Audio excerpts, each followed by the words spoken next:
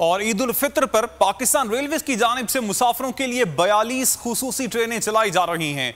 Eid special ट्रेनों की रवानगी का सिलसिला जारी है। इस हवाले से मजीद तफसीलात मालूम कर लेते हैं, बोलिए उसके नुमाइंदे जाबिर वक्कास से। जी जाबिर।